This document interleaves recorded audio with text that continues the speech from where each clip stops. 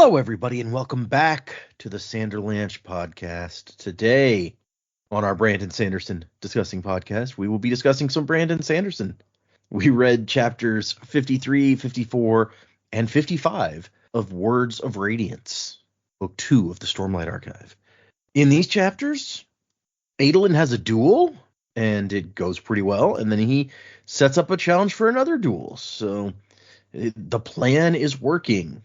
After that, Shallan has another encounter with the Ghost Bloods, which also goes fairly well. And then, in a very Shallan-Adolin heavy section here, Shallan and Adolin have a date, which I guess also goes well. I mean, it's all from Kaladin's perspective, and he's grumpy the whole time, but what can you do? I'm Data, and with me today is... Joe and Dak. No, Jaymee. She has things to be about, so it's just the guys again today. But we will do what we can for you. Hang on to something, everybody. The Sanderlanche is about to begin.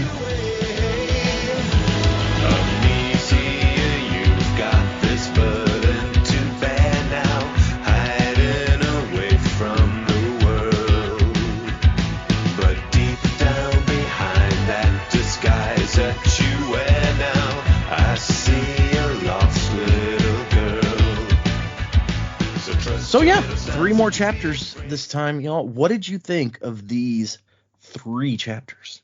I quite like these chapters. There's a lot of cool stuff happening. We get Wit back, which is always a pleasure.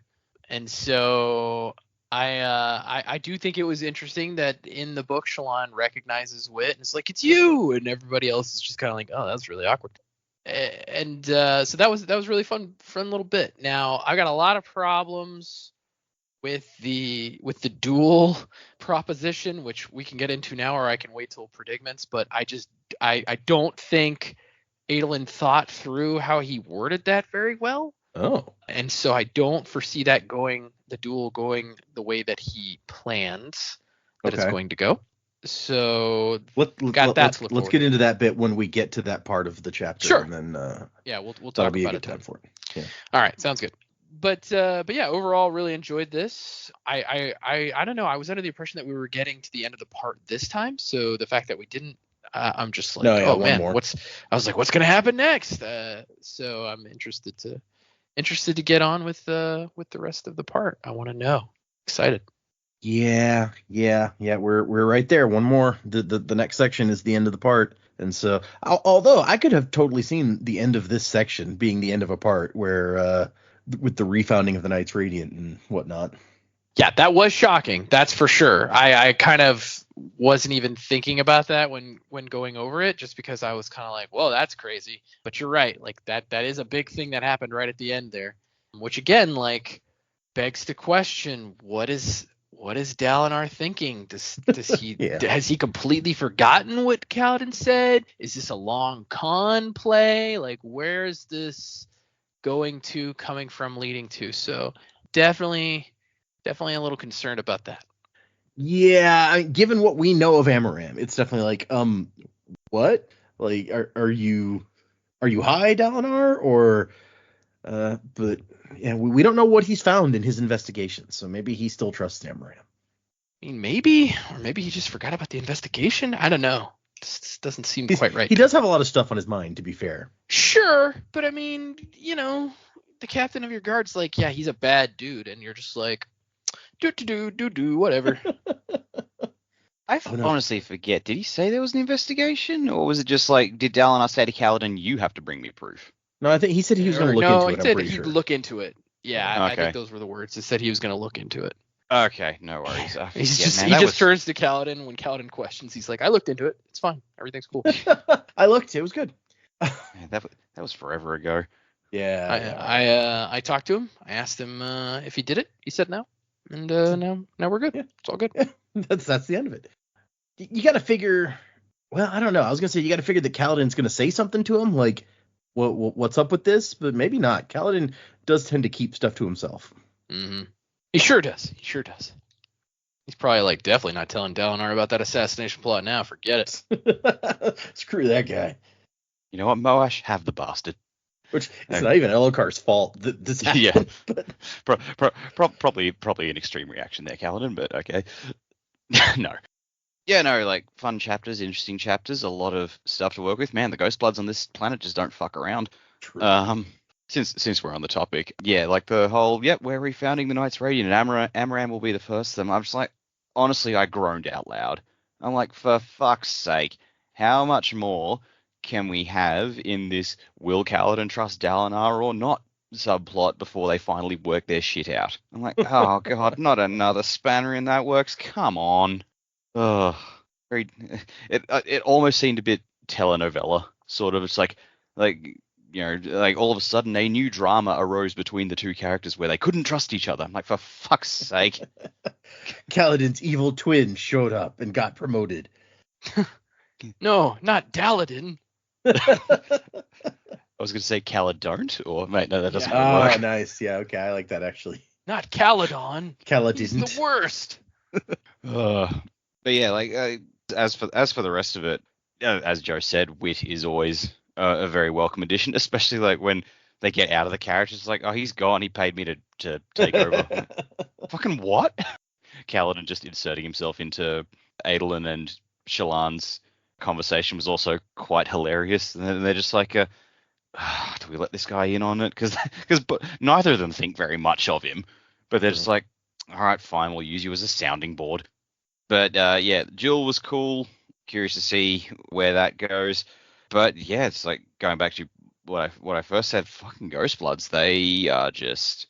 I guess part of me is just like maybe this lends credence to the theory that these aren't Kelsier's people. But then I'm just like, no, Kelsier was also a pretty ruthless person himself. So maybe they could still be his people. I know there's like two organizations. Like one's like the 17th Shard and all, but I still don't know how that falls out, because the Ghost Bloods on Scadrial are very much Kelsier's people. We know that. So it's like, well, are these still Kelsier's people? Maybe the 17th Shard was a splinter group, or maybe the Ghost Bloods are the splinter. I don't know. But I still feel like Kelsier's probably in charge of these guys. And it's like, because Kelsier was just as nasty to Highborn, and that's what the Bright Eyes are on this planet. They are the Highborn. So Kelsier might still be just like, yeah, fuck these people. Yeah, it could, or maybe they work for Kelsier and he's not a micromanager. He just sends them out and like, you do your thing, and they're just a little more cutthroat about killing servants and things than he might have been. Yeah, possibly. But yeah, I think I think Shallan might also have given a bit too much away when she's like, oh yeah, no, I've just got a really good memory, and she's like, shit, I shouldn't have said that, and Mraize is just like, interesting, but we want to hope that they think Vale is dead, so they're not going to come for Shallan. But who knows at this point? Like we don't know enough about the Ghost Bloods or what they know. Like, have they just been laughing through their teeth the whole time at her? Possible, yeah. Yeah, I don't know. Like these Ghost Bloods are scary. Yeah. I mean, you said it pretty succinctly. They clearly do not fuck around. Yeah. So yeah, a little worrisome who Shallan is getting involved with here. Well, I mean, her involvement might have just ceased. Yeah, I think that she's okay at the moment. Well, yeah, but like they tried to kill her, like, and they might think she's dead. So it's like, all right, well, she's probably not going to go back for another meeting. That's agree. A good point. Yeah, if they think she's dead, she might just like be like, yeah, let's go with that. I kind of agree with her assessment, is that they thought, or that it wasn't Mraize specifically, but the other people that were like, oh, we got to get rid of this woman. True, but like if those people then report back up the chain or whatever, or like if rumors spread in the Ghost Bloods camp and Mraize hears of it, and what's going to happen when she shows up alive? It's like, yeah. Well, I guess she could. If my theory holds true, then Mraize already knows that she has. Well, I guess he doesn't know Shallan is Vale. So I'd say, if Mraize and Wit are the same person, it's very possible that he knows that Shallan's alive. If he knows what Shallan can do, he may already know that Shallan is that lady. But I don't know.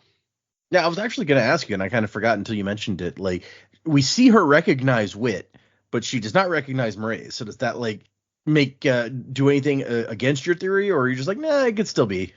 It could still be, just because there was such a familiarity. I don't know. There were too many things coinciding around the same time that Mraize is introduced. She says he looks familiar, and then the next chapter is like a flashback to where she meets Hoyd. And then after that, we have him show up. She recognizes him today because he literally looks exactly the way he looked to her when she met him the first time, right? So like to that, even if Mraize looked familiar to her, if he looked exactly the same, then she would be like, oh, that's that guy. Like, that's different. That's a different story. I see. Yeah, I see what you're saying. That makes sense. But yeah, I'd be interested to know that same thing. Like, she didn't recognize him before. If they are the same person, does Hoyd know that she and Vale are the same woman? Mm-hmm. And he's just acting as if he doesn't? And also, is like, my thought is he testing her by letting the other Ghost Bloods try and kill her to see, how deft she is? Because I guess, like, what would he stand to gain from that? Yeah. Because he didn't seem too keen on, like, maybe he was just confused about the hug, but he didn't seem too keen on the hug. So I don't know. Although it was so funny because he made like an obvious joke to us as readers, knowing that he's not like, a normal person, that he must be like way older than she is. And then also he says that, which, I mean, I know we're going to get into the chapters here in a second, but he says like there's somebody as old as him or around the same age on the planet, like, but only one other person. And I'm like, wait, who's that? So, lots of stuff, still a mystery, always another secret. There is so much, yeah, that it's still mysterious. But we're only 60% of the way through book 2, so out of the first arc of 5. So there should be lots of secrets probably still. If everything was already explained, that would be really boring. Well, yeah, but I meant in the Cosmere as a whole. But I guess you're right. Like, yeah, we're only that's true too. Book 2 of this series. The Ghost Bloods, what's up with them? Mystery. Yeah, fair enough. All right, let's get into the chapters. The first chapter is Perfection. Pop goes perfection. The epigraph is about the Else Callers. As to the other orders that were inferior in this visiting of the far realm of Spren, the Else Callers were prodigiously benevolent, allowing others as auxiliaries to their visits and interactions, though they did never relinquish their place as prime liaisons with the great ones of the Spren. And the Lightweavers and Willshapers both also had an affinity to the same, though neither were true masters of that realm. So Else Callers have some, like, really good way of communicating with Big Spren, but why and how? Who knows? Well, and of going to and visiting the far realm of the Spren, which presumably is the cognitive realm. Yeah, the cognitive realm. Shadesmar, exactly. Yeah. So the Else Callers are the experts at traveling there, which I guess kind of the name kind of makes sense with that. They're going somewhere else. Yeah. Yeah, all this cognitive realm thing, and now that they're Spren in it just makes me think of the realm of the Fae and the Sea in old Dresden Files. Yep, I see that. The never.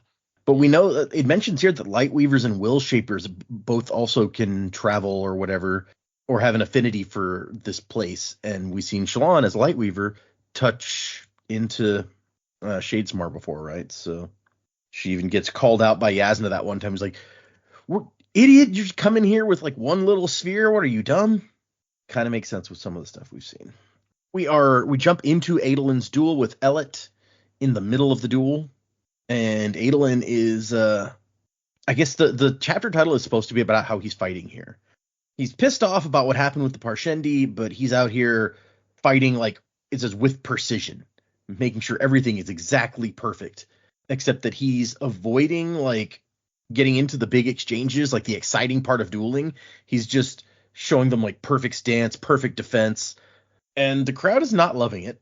It's very much so, like, he can't do anything to please this crowd. They just hate him on principle. It's true, yeah, whatever he does.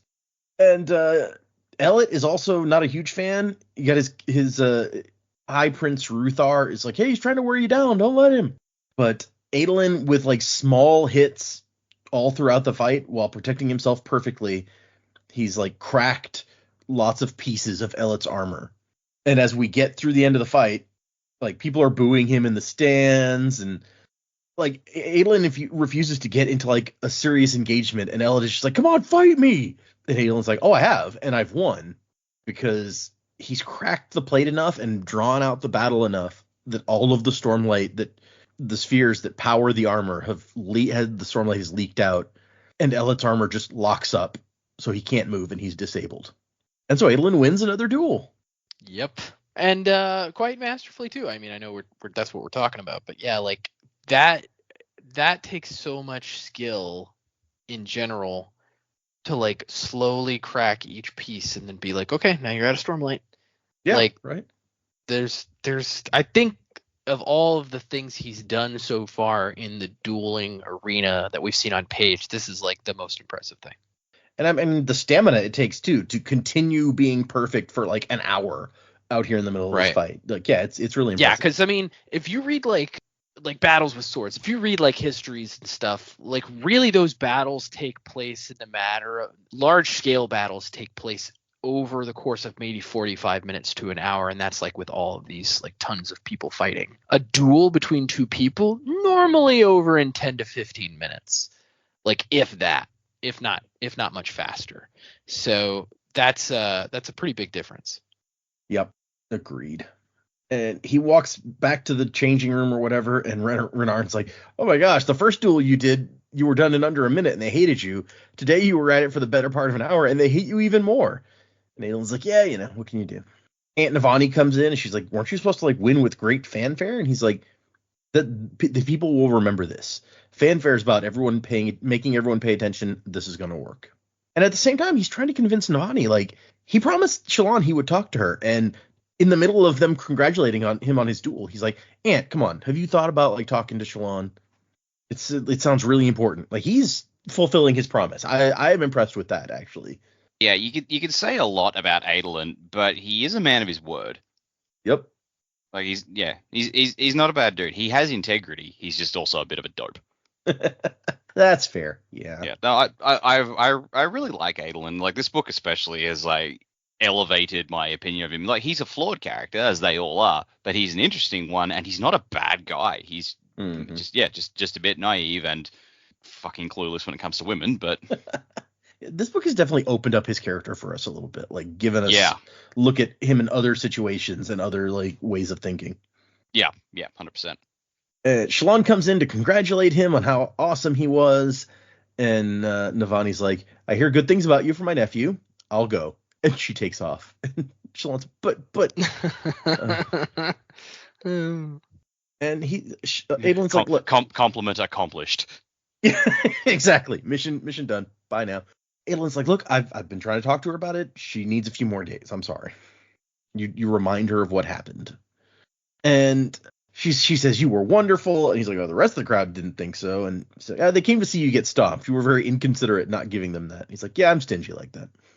And he wants to take her to dinner tonight, but she's busy tonight, which we know she is busy. We see what she's busy with. Although I honestly just feel like she's not even doing it intentionally, but I think that once again, like, her not being instantly available to him whenever he wants is just like making her more attractive to him. She's accidentally playing hard to get. Yeah, exactly. Right. Right. And she also has an idea to help him with his duels. Something from King Gavilar's biography, not autobiography. He wouldn't have written a thing. It would require. He was writing something with his blood. Oh no, he had to get Seth to do it. Yeah, he got Seth to do that. Seth was the ghostwriter. His ghostwriter. I like it. Seth the ghostwriter. Oh, boy. He writes his entire history in blood on the wall. It's like, man, how did he have time for this? Use a pen in the sideshow, Bob. She's like, you got to win a duel in a spectacular way. And she'll explain more tomorrow when you take me to dinner. And here comes Relis, who, as you remember, is the champion of the dueling standings and is Ellet's cousin. He's like, you insult me in my house, Colin. Like, what, you didn't like the duel? That wasn't a duel. You embarrassed my cousin by refusing to fight properly. I demand this farce be invalidated. It's like, come on, man. Yeah, don't be like that, bro. And Adolin's like, hey, if you want your cousin's plate back, fight me for it. 6 shards, Relis. All the shards my family has against your shards. And Relis refuses to fight. He says that you're beneath me. All you know is how to do is tricks. You don't even know how to duel properly anymore. I know you embarrassed my cousin so that you could goad me into a fight. Well, I'm not going to let it happen. And Adolin's like, something spectacular, she said. Well, I mean, if you're afraid, you don't have to duel me alone, Relis. And he's like, wait, are you saying you'd take me on with anyone else at the same time? And Aelin's like, yeah, I'll fight you and whomever you bring together. And Relis goes, you are a fool. But he does agree. So, 2 days. So right there, whomever you Yep. bring, I don't think that specifically means one person. And then later they're talking about like him and one other person. I could fight 2 people. I don't think he's gonna bring just one. Yeah, I'll admit I missed this in the reading, but then as soon as you mentioned it in your opening thing, I'm just like flicked to the page, gone, oh shit, he never specified a number. No, he sure did not. I think it's very possible that Relis is going to show up with at least 2 people, maybe even more. Yeah, he'll have a posse. He's just going to bring like a whole crew of like 10 guys to beat up Adolin. That would be bad. I mean, he said whomever. Yep. Yeah. Well, and maybe in support of that, even like the judge kind of stays around after Relis leaves, and she's like, "You realize what you've done?" And Aelin's like, "Yes, I know the dueling conventions quite well. I'm aware." And she's like, "All right, if you say so." Yep. Like Relis even like looked at the judge and it's like, "You got that right. You got exactly what he said word for word." And she's like, "I did." He's like, "I just want to be clear. You heard that. You're my witness. I can bring whoever I want, and as many people as I want." Yep. Who's he gonna bring? And we don't really know about. We don't know enough about. He could bring his whole army. It wouldn't matter. I'm just imagining he rocks up. He's got 5 other guys like who are all his buddies, and then on the end is Wit. And everyone's like, "Wit, what the fuck are you doing here?" And he's like, "You offered me a chance to beat the shit out of you. I was like, that was too good an opportunity to pass up." So like halfway through the fight, Wit goes, "All right, this is boring," and he swaps sides and starts helping Adolin. It'd be even funnier if they're like, "Wait, what are you doing here?" And Ralph's is like, "Yes, what are you doing here?" And he's like, I just wanted to be popular. I saw a bunch of people walking this way, and I thought, hey, let's see what's going on. An excuse to beat up on Adolin? Yes, please. And so Shallan is like, "Oh, you really think you can beat 2 at once?" And Aelin's like, "Yeah, maybe. But you want a spectacular, so here we go." Now, I hope you actually do have a plan. And Shallan's like, what do you know of High Prince Yennev? And we don't hear the rest of that now. We'll hear it in a little bit. It's a mark of how much I've fallen into this world that like she says that and I've gone, that's a good symmetrical name. Man, what symmetry. Yeah. Love that symmetry. And then we get an image of from Shallan's sketchbook of Shallan walking and then Vale walking. A lady's pace, I think is what it says at the top there. By Brightness Axeface? Yes, a lady's pace by Brightness Axeface. A proper born lady walks with her safe hand covered. That is not a symmetrical name. It sure is not. She's an old Axeface over there. She steps with poise and is deliberate, head up, back straight, feet level with the floor. She does not swing her arms or raise her toes like a common dark eyes at a farm dance. That's good to know. She does not slouch. It seems like this little Kremling drawing is being attributed with the words that are here, so I guess that's the one calling her names. I don't know. Okay. This is interesting. Or maybe it's supposed to be an axe hound? I don't know. It's like, why is there a little satanic grasshopper just there? Right? Yeah. It's so. I don't think we've ever seen something like that in Shallan's sketchbook before. She was feeling just really weird today. Maybe she should just get a job as a cartoonist. Yeah, exactly. Political cartoonist of the Shattering Plains. Oh, that would be sick. Yeah, it's like she's drawing cartoons of Sadeas with like a hollow gem heart above his head, and then inside the there's an arrow that points to the gem heart, and it says "Alethkar as Sadeas sees it" or something. Something kind of witty, but not that witty. So you're like, oh, I get it, and then you move on. That's some satire there. Yeah, some good satire that you're like, oh yeah, that's what it means. Okay, the next chapter is Vale's lessons. Now you just got me thinking of all the different political cartoons someone could draw on the Shattered Plains. Yeah. There's too much. Probably they would be making fun of the king in Dalinar, honestly. Yeah, that's true. Not if Shallan was drawing them, I guess. But... So yeah, Shallan's the opposite number. There'll be a whole bunch of imitators who rise up to oppose her cartoons, and that's how it all gets started. all these competing cartoonists on the Shattered Plains. It's like a whole new like line of work. Yeah, there's like a boom in the cartooning industry. But it's only women read them.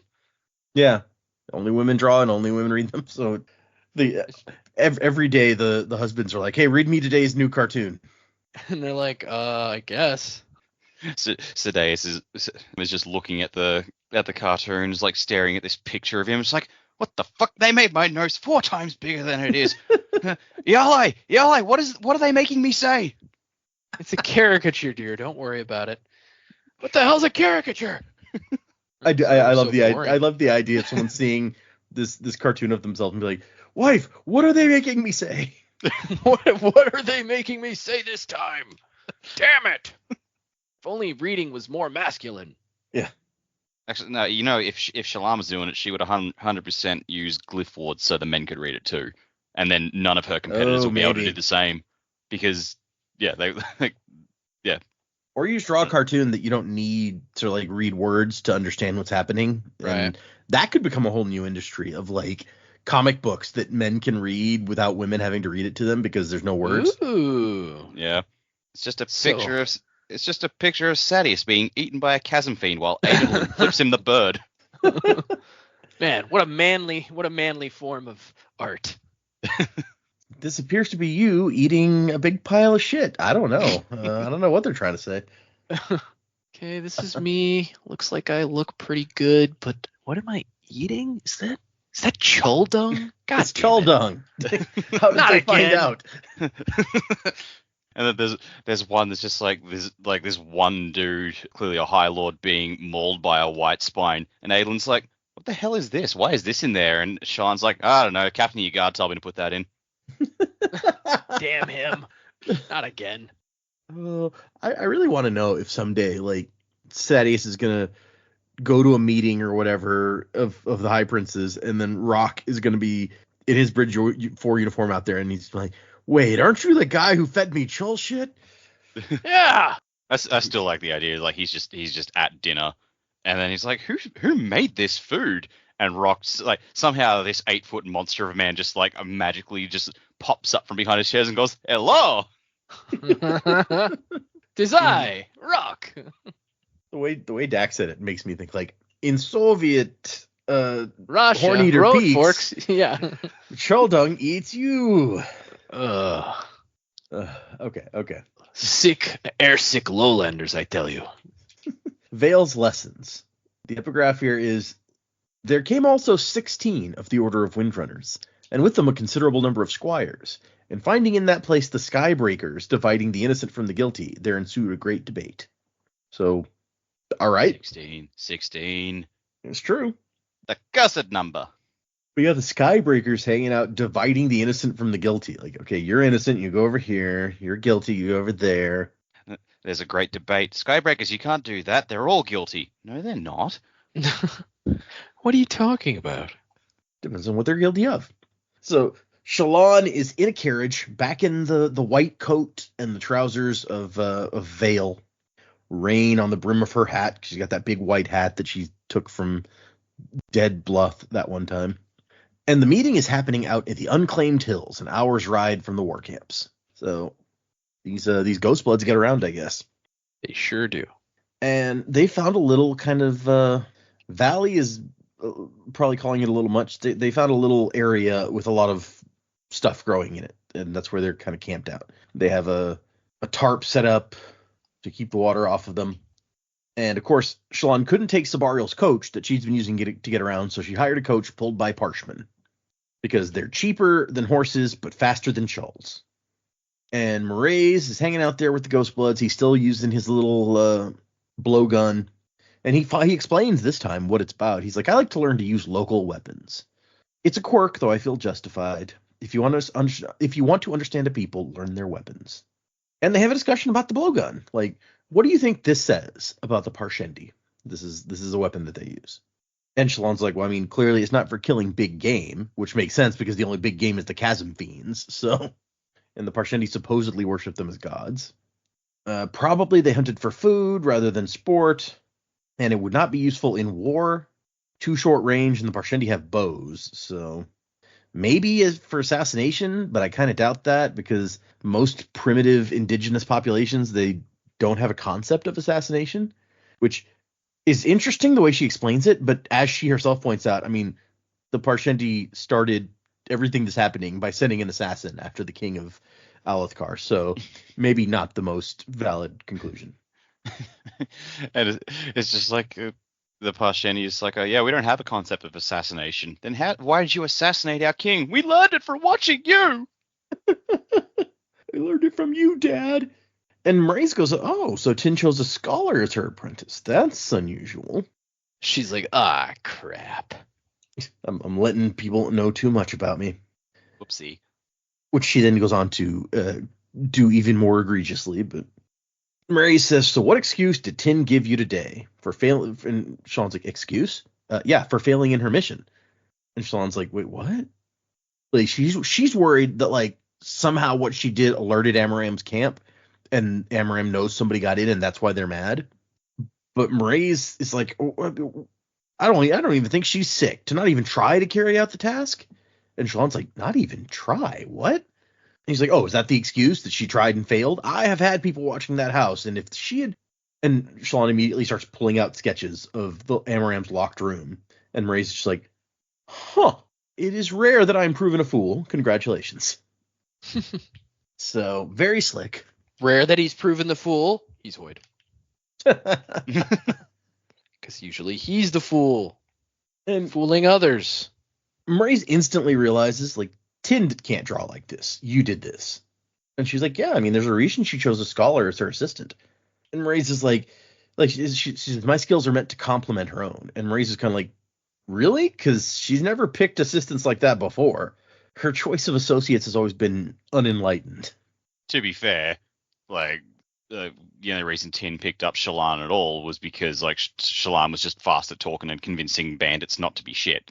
So she's like, oh, this is good. No background checks, no vetting. Yeah. Just like, ooh, this is nice. And then I'm going to condescend to her the whole time. Not only no background checks or vetting, like, when she asked the most basic question and Shallan told her the truth about who she was like, yeah, I don't believe that. Yeah. So, just... The more we learn about Tin, I'm just like, how did you not die sooner? Honestly. Yeah, that's fair. And he's like, pities there's not more detail to these maps. And she's like, oh, here's 5 more pictures with lots of detail. And he's like, holy crap, this is amazing. How'd you get in? We were watching the windows. And she's just like, you know. And he's really impressed by the sketches, like not just the content, but he goes, these are masterful. A triumph, certainly. Such artistry. And like he's so into these drawings that she's like, is this the same guy who just talks about like murdering people and shoots this blowgun? And apparently, like he hit a little Kremling with it and stunned it because she supposes there was some poison on that or something. And like he's like, come sit down, child. You did this yourself? And she's annoyed that he's calling her child. Like, I tried to make Vale look older than me. What do I need to do? Add some gray hairs? Jeez. It's another guy who has lived for a few hundred years or something. Maybe, yeah. Right. We don't know. It's possible. I mean, if Joe's right and he's Hoyd, he's a lot older than that probably. Well, yeah. So she tells him, like, hey, I copied some of the text for you.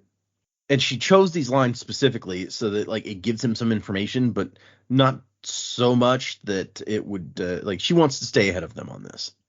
He's like, you spent so long in there drawing the pictures and so little recording the text. And she's like, oh, no, I did those pictures from memory. And he's just like his jaw lowers and he looks genuinely surprised before he can kind of control his face. And she's like, oh, I probably shouldn't have said that. Does anyone know that Shallan can draw like that? Have I demonstrated that skill? I guess I'm going to have to keep that to myself. Man, this lying thing is getting tougher and tougher. It's like she has demonstrated that skill. Her whole job at the moment is doing drawings of shard plate and stuff, isn't it? Yeah, but it doesn't mean that she can like look and memorize and then do a drawing later. Like people might not know that. Okay, fair. And so Mraize orders a test. He's like, Jin. And the gold-haired man with a bare chest showing beneath a flowing robe walks over and he says, look at him. And then says, Jin, leave us. You will draw him, Vale. And Jin is annoyed that he's got to go out in the rain. And she does not only a perfect sketch of the guy, but like the background, like a whole study of the area. And Mraize is just like, oh, this is incredible. You're wasted with tin. You can't do this with text. And she's like, no, can't do it with words. Sorry. And he's so impressed. Like, this is marvelous. Yeah, we can use this. I might have a place for you in my organization. He's like, forget all these asshole losers. Well, yeah, he's good at spotting talent. What can you say? And she's like, I mean, I wouldn't have agreed to come in Tin's place if I hadn't wanted that opportunity. And then he looks at her and he's like, you killed her, didn't you? And Shalon's like, crap. Well, I mean, I didn't. She kind of made me, but Moraes is actually like, he finds this whole thing hilarious. It's like she finally picked an assistant who was too capable, delightful, after all her arrogant posturing. And she's like, I mean, I didn't mean to. She turned on me. And he's like, yeah, that must be a good story. Anyway, just you got to know that what you've done isn't forbidden, but it's not encouraged. We can't have people getting promotions by killing their superiors. That or an organization can't run well like that, unless you're the Klingon Defense Forces, I guess. But Tin was not an official member of the organization, so it's okay for you to murder her. And he says, so who are you really, Vale? And she says, someone who wants to be part of things. He's like, okay, all right. More instructions will follow. Do the task assigned to you, and then we shall see. He also says, so it's a hunt then. She's like, wait, what did he mean by that? And then she notices the other Ghostbloods sitting around, and they all don't look happy. They now realize that she could instantly draw a picture of any of them to help identify them as working in this organization. And that's not something that they want. And Moraes has made it clear that she's not one of the Ghostbloods yet. He basically served her up on a platter, like, if you can take her out, go for it. And fortunately, she figured this out in time. And she has Pattern go and, like, pretend to be her and tell the carriage driver, like, I've gotten in, drive back, don't look. Once again, Patton just MVP. Yeah, saving the day.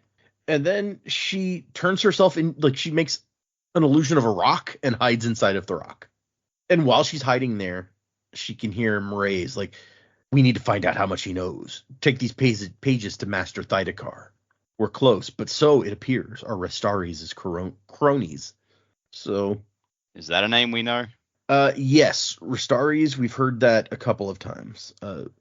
Most recently, I think, when Amaram goes in to talk to Kaladin and he's about to take the shard blade for himself and kill Kaladin's crew.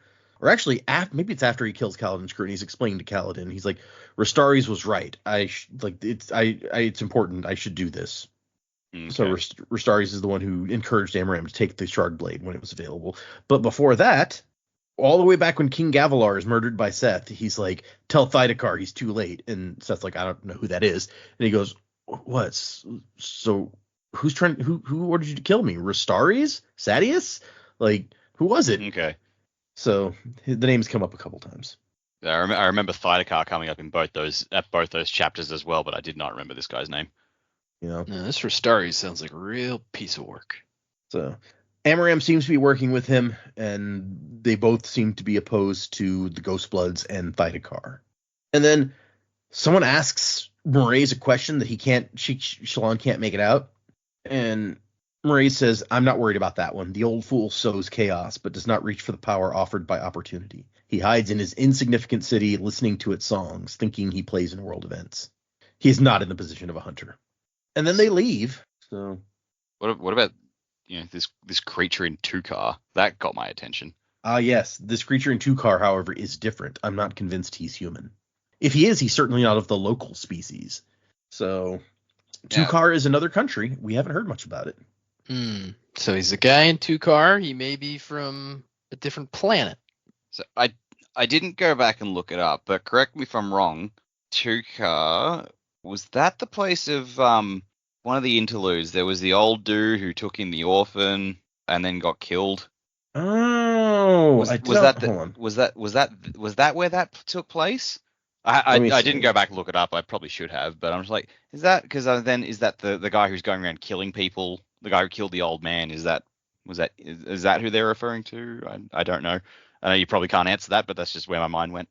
Let me see what it said about. So the cobbler's name was Yim, Y-M. Yim. He's the guy who made shoes and healed little kids.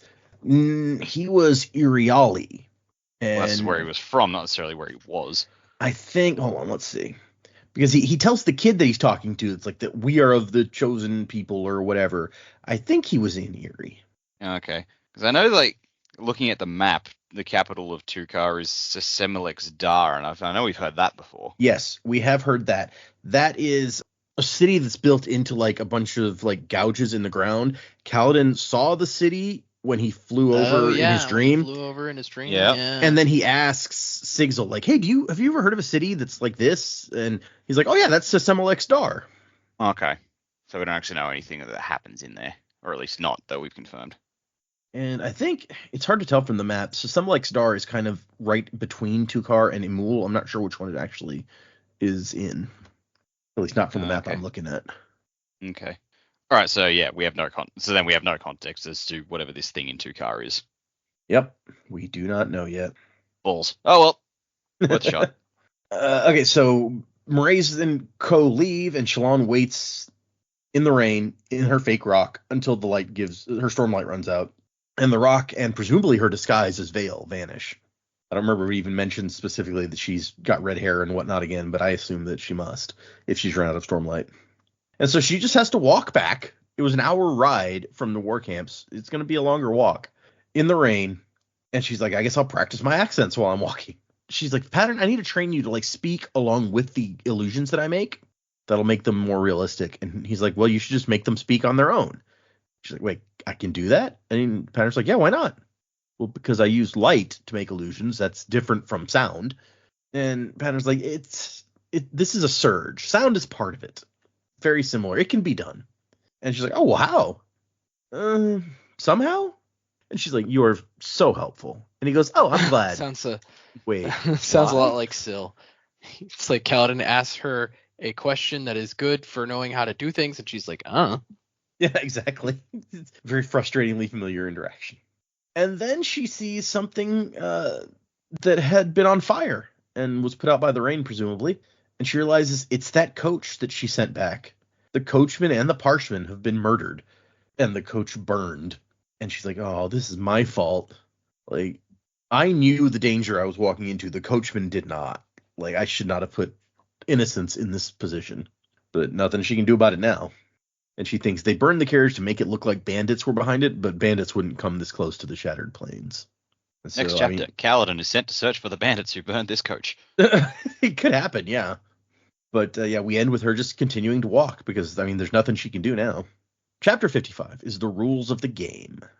And the epigraph is, the considerable abilities of the Skybreakers for making such amounted to an almost divine skill, for which no specific surge or spren grants capacity.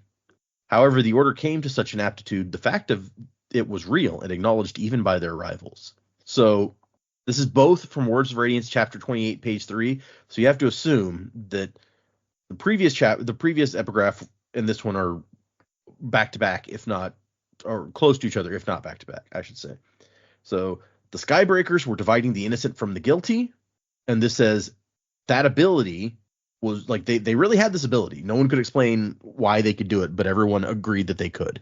So the Skybreakers are good at dividing innocent people from guilty people somehow. And Adolin is getting ready for his date, and Kaladin is the one guarding him. And Adolin's like, oh, great. It's you. And we're in Kaladin's perspective, so he's a little annoyed with everything about Adolin. He's like, this guy's boots are worth more than some houses. Ugh. To be fair, monogrammed buttons seems excessive to me. A little bit, yeah. And he notes that Adolin is wearing a side sword, which is weird because he's a shard bearer and can summon a giant sword from nothingness whenever he wants, but maybe he wears it ornamentally. And Kaladin's like, I don't trust that girl. Princeling, foreign woman, secret betrothal. The only person who could vouch for her is dead. She could be an assassin. That means putting you under the watch of the best I have, which is me. And Aelin's like, wow, you're humble. Okay. No, it's I guess it's funnier than that because he goes, humble, aren't we? And Kaladin's like, no. He's like, I'm the best at what I do, bub. Yeah, he is. Oh, could you imagine, like, instead of shard blades for whatever, like whatever it is that makes it all work, it's like they can just pop Wolverine claws out of nothingness. Nice. Shard claws. Painful. Also, could you imagine Wolverine having the power of flight? That is scary. He wouldn't need fastball special anymore. Nope, he sure wouldn't. I mean, he just fastball special himself. Exactly. I do remember like someone asking the question to a bunch of us years ago. It's like, oh, what's an animal you are really glad can't fly? Puma instantly just went, bears. Sure, bears. Yeah. Good answer. Bears flying would be terrifying. Yep. I'm gonna go Eels. with a snake. Yeah, snakes. Sure. And fair, having this planet has sky eels. That's what I'm saying. Yeah, it's just it's not fun. Drop bears. Well, if they could fly, they wouldn't need to drop. Or maybe they just fly up higher to drop on you. They'd be called fly bears. I'm really glad, things like kangaroo and deers don't have wings, because I know, like, when you get those in your car, they really fuck your car up. Imagine if they were flying and dive bombing you. That would be bad. But maybe if they could fly, they would get out of the freaking way instead of letting you hit them with your car. Maybe. Nah, man, kangaroos deliberately jump in front of your cars. Fuckers are suicidal. Man, another reason we don't live in Australia. I mean, we have deer who do the same thing, so what are you gonna do? I guess that's true. They have a fun interaction where Adolin makes fun of him for having no sense of humor, and Callan's like, "Yeah, I traded in my sense of humor long ago. What'd you get for it? Scars." Like, Oh, so emo. yeah, I was gonna say, it's like, Paladin. like I don't remember Kaladin getting quite this edgelordy. Yeah. right? Yeah. You want to know how I got these scars? Not really. No. I'm forming a new order of Knights Radiant. Call them the Edgelords. Yeah. My father was a doctor. That does sound like an Order of Knights, doesn't it? The Edgelords. God. We've seen the Edge. I think we've heard of Edge Dancers. So Isn't that a book? it is also a novella. Yes. Aelin's just like, "Oh, great! I'm so happy you're coming along. Come on." Yeah, with Adolin on this one. And they get out to the carriage, and Kaladin sees the person driving the carriage, and he's like, "You!" And Wit's like, "Me!" Here I am. Once again, he's a chauffeur. Yeah, exactly. Guy knows how to drive, I guess. Yep. And Wit's like, "Have you been practicing with my flute?" And Kaladin's like, "Don't tell me you left it in Sadius's camp when you moved out." And he's like, "Well, I sure did. I told you not to tell me that." To be fair, he didn't. He just implied it. Wit, It's you of true, all he people didn't. should be on board with that. Yeah. If you knew the history of that flute, it would make your brain flip upside down. And by that I mean I'd have to shove you off the carriage for having spied on me. And Kaladin's just like, "Well, I'm a soldier, not a musician. Music's for women." And Wit's perspective is all people are musicians. The question is whether or not they share their songs.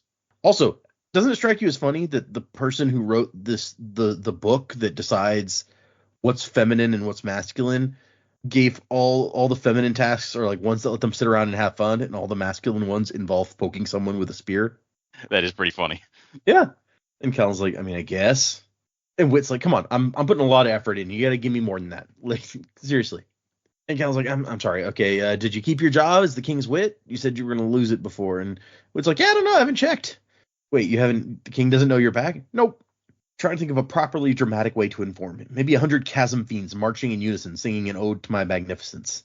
And Count's like, "Well, that sounds hard." "Yeah, the storming things have trouble tuning their tonic chords and maintaining just intonation."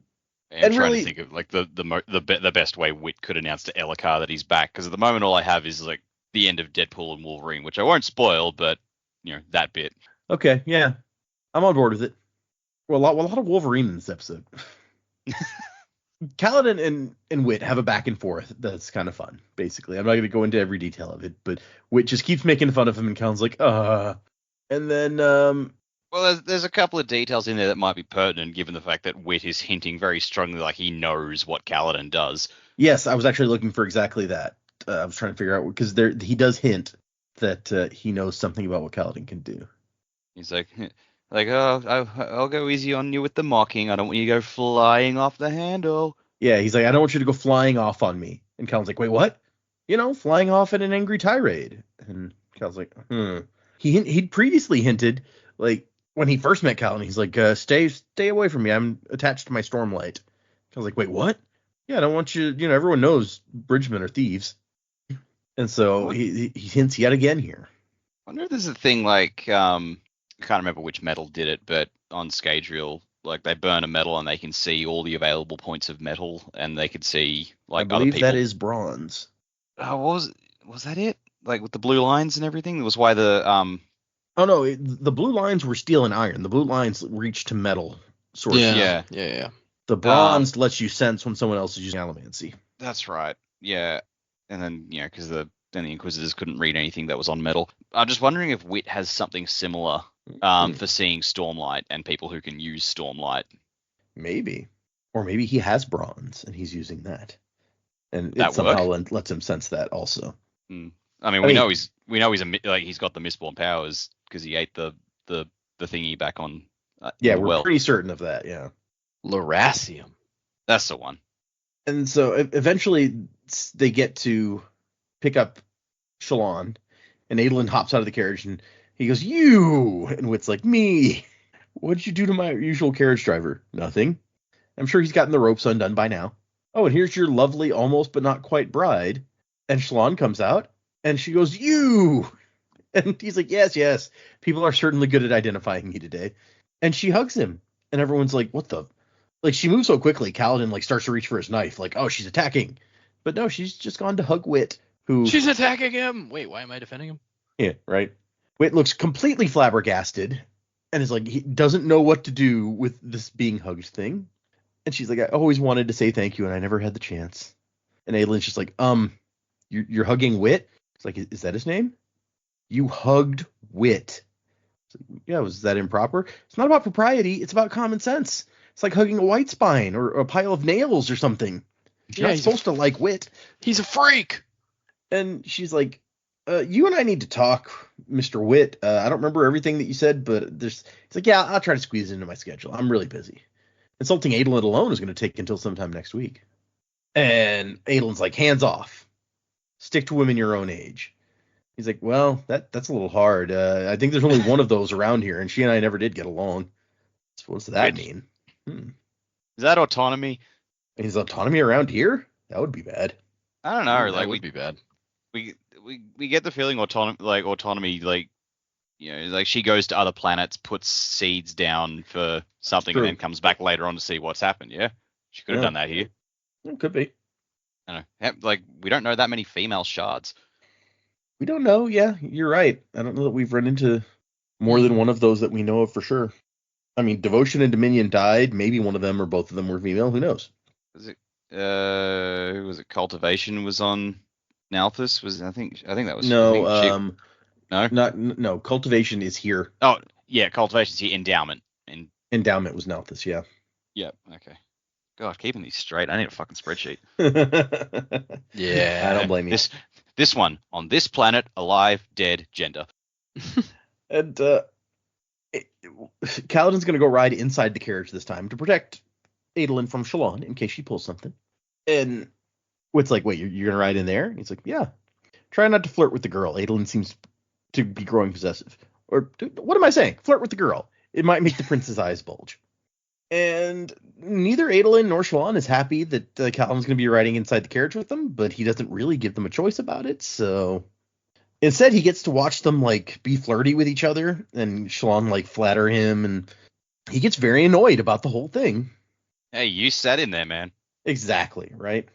And Shallan hears that there's a menagerie in the outer market, and Adolin's like, a menagerie? Isn't that a little low? She's like, come on, we can look at the animals, you can tell me which ones you've bravely slaughtered.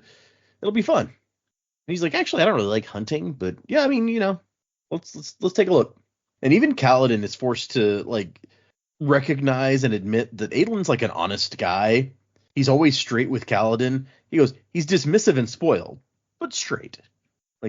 You can probably trust him to stick to his word here. It's just, I don't like him. Shallan, on the other hand, he feels like everything she does is calculated. The way she laughs, the way she moves, it's all playing towards something. And then he thinks, you're just in an irritable mood. It happens more often when the sky is cloudy. But did they have to act so nauseatingly cheery? And this is when she's like, oh, hey, I brought that thing that I was talking about. And then she looks at Kaladin can we talk in front of him? And Aelin's like, you could trust him. He saved my life twice, and Father lets him guard us even at the most important meetings. I love that Aelin's completely, he's like, yeah, he saved my life twice.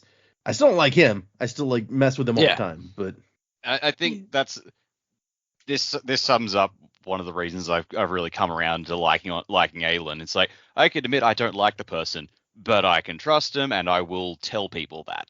Like, Yeah. all right, props to you. Yeah.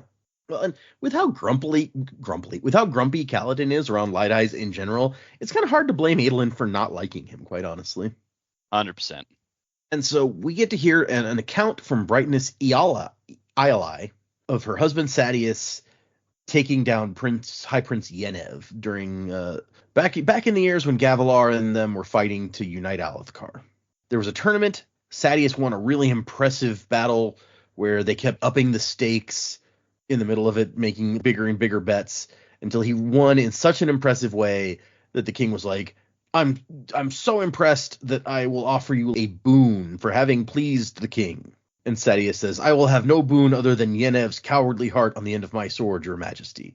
And Aelin's like, whoa, really? Blowhard Sadeas said that? And she's like, yeah, there's several people who recorded his words. So Sadeas killed Yennev in a duel and made an opening for an ally of theirs, Aladar, to take over that princedom. Who Aladar is one of the two high princes who seems to be backing Sadeas here. So kind of makes sense now. And so the idea is, if Adolin can make a real impressive spectacle of his fight, then he can ask the king for a boon and use that same method to challenge Sadeas to a fight and get a chance to take him out. And Kaladin's like, no way that would work. It can't, right? I mean, it's like, even if you win, it's all just a game. Sadeas doesn't have to say yes to that. There's no way. And Adolin kind of argues that this is different than what you're thinking. It's all about perception. Sadeas has formed this coalition that implies he's stronger than the king. If he loses to the king's champion, then it changes that perception. And Cal's like, but it's all still just a game, right? And Adolin's like, I mean, yeah, but it's a game that Sadeas is playing and that he's accepted the rules of. So, and Kaladin's here like, wait, this tradition, that could be the solution I've been looking for. Bum, bum, bum. So I need to impress the king. I definitely need to stop Moash killing him. Yeah. That'll impressive, yep. I also think the king's already been impressed by him. Yeah, he does seem to like Kaladin. Yeah, like Elhokar's always like, this guy is awesome. Yeah, he takes security seriously. Where's this guy been? Oh my god, if Kaladin went to Elhokar and said, sir, I have discovered proof of an assassination attempt, he would be Elhokar's favorite person. Probably, right? Yeah. Indication. Yeah, he'd be like, I've found out an assassin. It's Amaram. Get him. He's the one. Get him. Yeah, Get him. That'd be hilarious. Just plant some evidence over there. So Shallan's like, here, give these details to your aunt. She and your dad will know better if we can make this work. And Kaladin comes to the conclusion finally that no, she's not in immediate danger to Adolin. She might be some kind of con woman, but she's not after his life, just his dignity, which, I mean, too late for that anyway. And they finally reach the outer market and they get out and he's like, thanks for the ride, Wit. Sorry about the flute. But Wit's not there. It's some other guy. It's like, oh, I'm sorry, sir. He paid me well, he did. And Adolin is just like completely not phased at all by this. He's like, oh, yeah, Wit does this kind of thing. He likes to vanish mysteriously. And the guy's like, oh, it weren't so mysterious, sir. It was just back there a ways. Ran off giggling like a child, he did. Have you encountered anyone with an Irish accent yet? I love the idea of him jumping off and being like, and running away. Because like my original thought is like when he looks up and he's like, well, Wit's gone, and Adolin gets out and is like, oh yeah, he does that. I went to the Dark Knight where that pretty much happens with Harvey Dent and Commissioner Gordon. Like Gordon's like, oh yeah, he does that. And then it says, oh yeah, he ran away giggling. So I'm picturing Batman running away from Harvey Dent giggling. He's like, how are you? Tiptoeing around the corner like, tee. That's great. Got him again. Freaking got him. Oh, it's best. I think it gets better because I think in that scene, Gordon was watching Batman the whole time. So it's like Gordon was 100% in on that one. They were working together to mess with Dent. That'd be hilarious. It's like, we're going to get him. It's going to be good. You know that thing I always do to you? Yeah. But wouldn't it be funny if I did it to Dent? Fuck yes. Finally, somebody else. So we go into the menagerie, and Kaladin's grumpy, and Syl's like, hey, what's wrong? He's like, I'm just tired of listening to those two. He's like, what? They're happy together. What's wrong with that? He's like, nothing, as long as I don't have to listen to it. And she's like, blasted Spren, arguing with her is like, well, arguing with the wind, I guess. And they see some various animals, and Shallan, being Shallan, has to sketch some of them because that's the thing that she does. And she's annoyed that the labels are typical, like, they're not scientific labels. This one says Devil Rock, captured in Marabethia. The locals claim it is the reborn vengeful spirit of a child who was murdered. And she's like, what kind of scholarship is that? And he's like, it's a menagerie, Shalon. It's like entertainment. It's not scholarship. It's just like a blob of flesh. Yeah, like it's just some weird blobby creature. Like, what kind of vengeance is that going to get on anyone? Fair. It's clearly a crabapus. A crabapus. Crap. What's he going to do? Ooze at me? And there's some sky eels who don't look super happy because they're in a cage. They can't fly around too much. Then there's some sort of, like, I think it looks like a chull, but with larger claws. And Shalon's like, oh, poor little thing. What kind of life is this? And Callan's like, I don't know, but a safe one where it doesn't have to worry about predators and it gets fed? What? I doubt a chull thing could ask for more than that. He's like, oh, and you'd be happy with that? And he's like, well, no, but I'm not a chull thing. I'm a soldier. It's a great conversation. And then Syl and Kaladin chat a little more about, what's going on. And there's a moment where she's like, you're almost ready, aren't you? And he's like, yeah, I think I am. Ready for what? Who knows? But yeah, what a sucky conversation that was. It's just like, ready for what? For dinner? Then I hope he's ready for dinner. Yeah, we see a white spine. Yeah, we've heard about white spines before, and they're frequently referred to as like very dangerous. We saw the results of some guys trying to hunt a white spine. A certain young Light Eyes died right in front of Kaladin. Yep, dickhead, sure. Mm-hmm. And so now to make a cartoon of it. Yep. Well, yeah. Now we actually get to a description of one.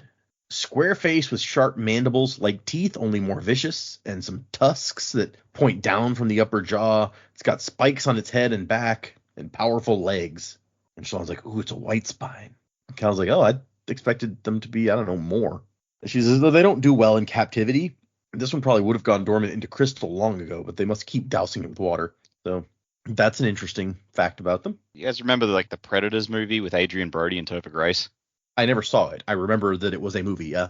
Yeah. I didn't know Topher Grace was in it. That's interesting. Yeah. It's like early on in the movie, the Predators have like some hunting hounds or something that they're unleashing on the people. The description sort of reminded me of that.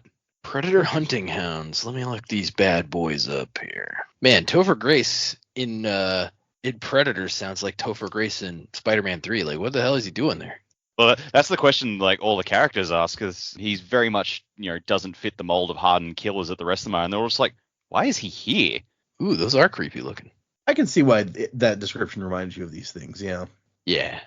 I like Grace. The Xenopedia calls them hellhounds. Oh, okay. Oh no, heckhounds. Classic. So after this, like, Adelin's like, yeah, don't feel sorry for the thing. I've seen what they can do to a man. And Callan's like, yeah. And just after that, all of a sudden, there's a commotion, and Dalinar is showing up. And somebody's like, oh, hi, Prince, you don't have to pay. Just having you here is so great. And your distinguished guest. And along with Dalinar comes Amaram, and he's wearing some bright yellow gold cloak with a black glyph on it. And Cal's like, what is that, oath? What is that even? Oh. And the guy in charge of the menagerie is like, are the rumors true? And Dalinar's like, yeah, I mean, we're going to announce it tonight, but Amaram insisted on wearing the cloak, so I guess I'll let you know. Under the king's direction, I have commanded the refounding of the Knights Radiant. The ancient oaths are spoken again, and Bright Lord Amaram was at my request the first to speak them. The Knights Radiant have been reestablished, and he stands at their head. And that's the end of our chapter. Boo. Boo indeed. Why? This is just like one of those. Yeah, exactly. That marijuana. But why? What a delivery. I mean, I know Ryan Reynolds is only there to be ridiculous in general, but what a delivery. Yep. So predicaments. We got 3 more chapters that we're going to read for next time to get to the end of this section.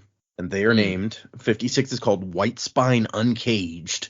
Oh, fuck. Okay, yes. So the white spine gets out of the cage. I'm just going to go ahead and you did that. Kaladin, it's a metaphor for Kaladin is the white spine. It's like Kaladin opens the door and just like, get him, Sheba, and it just jumps at him.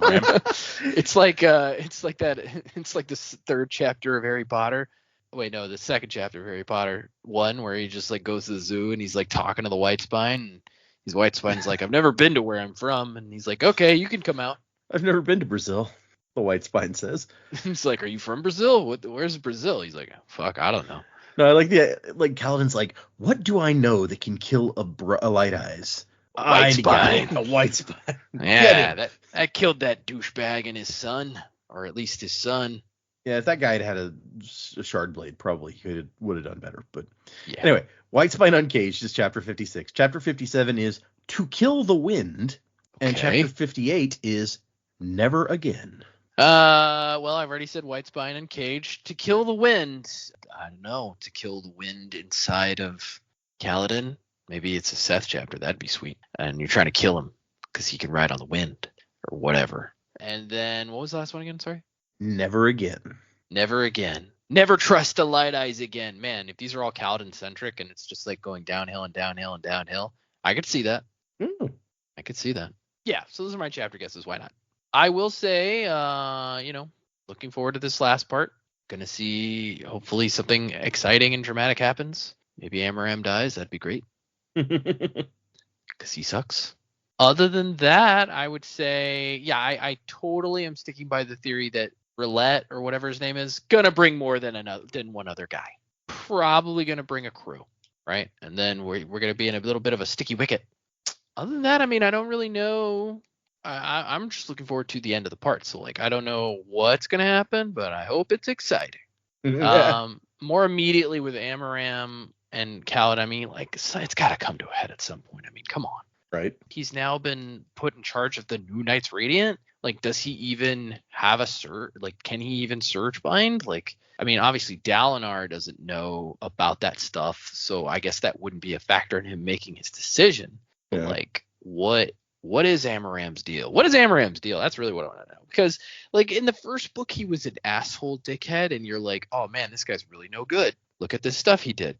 And in the beginning of the second book, that's kind of how we felt about him as well. It's like, just asshole dickhead. But now, like, there's this whole other subplot that we don't know what's going on behind the scenes that he's involved with. Yep. That's like, what is he up to? What is his goal? And, like, who is he working for or with? So, very confusing. I like your theory about the duel, and that based on the wording, multiple people are going to show up. This just goes to show, like, once again, the difference between how I read the book and how we're reading it, because just reading straight through it, I never would have questioned the wording. When Adolin and Shallan assumed that this agreement, it means that he'll fight two guys exactly, I would be like, well, they know what they're talking about, and I would just move forward. When we stop and think about these things, you start spotting things that you can come up with these theories for. And maybe you're right, maybe you're wrong, but it's just the kind of theory I never would have come up with reading the book. So I really like that. Yeah, I mean, it just, like, it was such an ambiguous statement that I was like, I just don't know. Like, he left too much, especially when it's a duel and, like, there are specific, like, guidelines that they're putting on the line. It's like an agreement in front of an obligator on schedule. It's like, they are saying this the way they're saying it, and it's going to be taken that way. I mean, it's very vague. He could show up with a chasm fiend to help him based on the wording. Like, yeah, well, whomever. I don't know if the chasm fiend is a whom. Okay, fair. All right. This chasm fiend has been granted legal rights under Alethi law for the purposes of this duel only. And this is my loyal landowner, Mushmouth. So I will be interested to see if your prediction is correct, because if I'm wrong, it'd be kind of a letdown. I'd be like, really? Unless he shows up with like one guy who's just super impressive.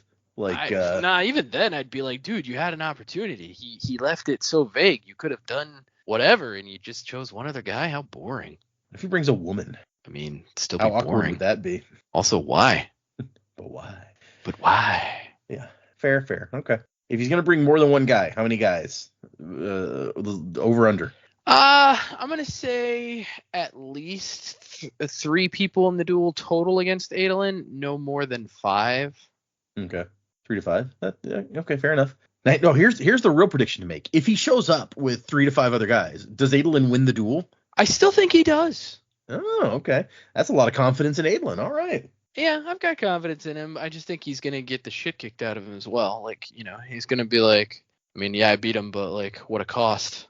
Maybe it's a good thing for Adolin to get the shit kicked out of him now and then, just to, take him down a peg. Is that like a thing? Is that what we... We want our heroes to get the shit kicked out of I them? don't know. He's pretty full of himself when it comes to the dueling. Maybe he needs a little reality check. Yeah, I'm sure that's what Relic's thinking. Yeah, probably. Good point. I'm on board with all this. I want to see like just this posse of dudes walking into the ring with Aelin. Aelin's like, I might have miscalculated here, but I do want to see like, yeah, he pulls off just an amazing victory against them, but not without getting the shit kicked out of him as well. Because I think when you're up against that many guys, it's gonna happen. You can pull a win out, but it doesn't mean it's gonna come flawlessly. Okay. As for the rest, part of me wants to say I really hope to see Kaladin and Amaram stuff come to a head now with this revelation that Amaram is head of the Knights Radiant. Maybe this gets Syl on board because it's like this guy, he's a false Knight Radiant. This is wrong. This is bad. And Kaladin's like, can I kill him? And Syl's like, fine. So we'll see how that goes. But yeah, like the thing holding me back from saying Amaram's about to die is the fact that Shallan's plot still ties in so close with him. I think we need to find out more about what he's doing. Although I guess it would be on brand for Shallan to someone Shallan is investigating to die before she finds out what they were talking about. So Yeah. Yeah, I don't really know where it's gonna go. I feel like someone's about to die, but I don't know who. Somebody gonna die. Somebody gonna Okay. die. But yeah, like White Spine uncaged, yeah, that's got to be symbolic of something. But to kill the wind, it's Kaladin. Yeah, I feel like to kill the wind and never again are both going to be Kaladin chapters because those are on brand for him. Because like Kaladin's had the never again thing for a while, hasn't he? You may be right. I don't That was- remember specifically, but I could see that. Yeah, I feel like he's brought that up a few times. It's like we've been treated like shit, never again, and that's just how he pulls himself back up. But yeah, not a lot to predict this time. Okay, fair enough. We've got sorry. We are coming up on the end of this part, so as Joe said, hopefully it'll be something exciting. I mean, we set it for this duel, so maybe it'll just be the duel and him versus potentially 5 guys. If Joe is right, then maybe that's enough drama for the end of any chat or section, I would think. Regardless of whether he wins or loses, but I guess we'll see. Okay, so let's do a couple emails, y'all. We still got a bunch of those waiting on us, and we got a couple new patrons this week also, so we can do those things. Let me bring up my list of people. We have 3 new patrons this week, and we'll get to those. Let's do the emails first. The first one is from Adam, and it is called... Oh, wait. Nope, never mind.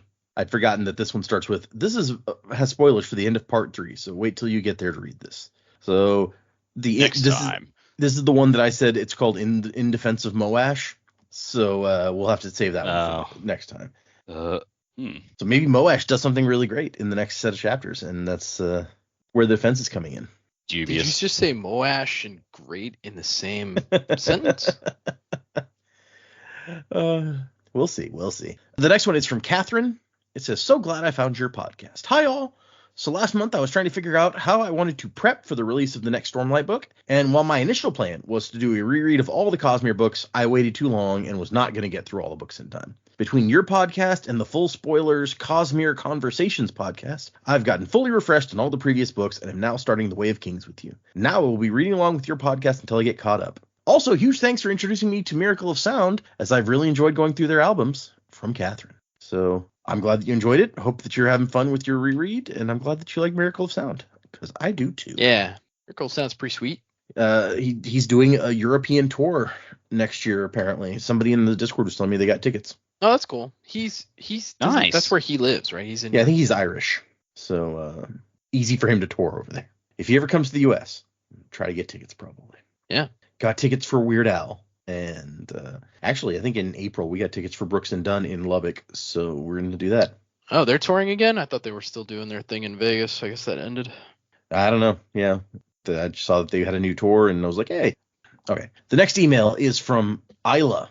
A friend's reaction to a couple of deaths in Stormlight is the title. Hi, Sanderlanche crew. After hearing Ryan's email, I wanted to share my friend's reaction to Yasna's death. She was incredibly devastated for Shallan losing a female mentor. Later, when Tin died, she was even more upset for Shallan, who had lost yet another female mentor, even though Tin did, of course, turn out to be bad. But she wanted Shallan to have a trustworthy and alive female mentor, and again, hopes were dashed. That's it's fair. It's signed Isla, who occasionally contributes to the Discord. So Nice. it's true that Shalon keeps losing mentor figures. That's why Navani's keeping her arms length. She's like, nope. I know how this shit goes down. I do not want to be the next female mentor. Yep. Smart. Look, I think there's one common denominator here, and it's you. Yeah, no, the more I think about it, the more sense that makes. Like, Navani's like, nah, I'm on to you. I'm not gonna be next in line for that ride. And I mean, apparently Shalon's like mother and father are also both dead, so just Yeah, all of the people older and wiser than, well, maybe not wiser, but all the people in those positions of authority over her have died. That is, suspicious. yeah. And Hellerin too. Yeah, well, she And didn't know Helleron, about that till Helleron, recently, too. but Yeah. Oh, yeah. Well, yeah, she knew, like, she had heard he was dead. She just hadn't believed it until finally confronted with proof. To be fair, everybody dies, so Well, yeah. Everybody dies. Actually, when we're talking about that, it just occurred to me that her dad had a wife. Yeah. Oh, the stepmother. Yeah, the stepmother. We haven't heard anything about her as I kind of Shalon got the tries to protect her impression family. that she either got killed, run off, or left. I mean, after what we've seen happen in that family, it wouldn't surprise me if she ran off. Yeah. For sure. Yep, got the fuck out of Dodge. Yeah, And I would. honestly, good on her if she did. Exactly. Yeah. 100%. All right, we can do one more email. This one is from Alyssa, and it says, My Volcano Theory, Calad's Phantoms. Hi, Sanderlanche crew. I've been listening through the podcast as I've read through the Cosmere. Thanks for providing me with a convenient reading order. I just finished with The Way of Kings last week in episode 195. My theory is that Calad's Phantoms, which you guys may remember from Warbreaker, they were the statues that secretly had bones inside that made a super secret army and presumably saved the day at the end, though we never learned explicitly what if they were successful. My theory is that Calad's Phantoms are somehow named after Kaladin, meaning either Vasher did some world hopping or Kaladin will do some world hopping after the Way of Kings. Or I suppose it could be that his fame/story spread to Nalthis and Vasher took the name from that. Either way, the names are just too similar to be a coincidence. Doesn't Warbreaker happen before, though?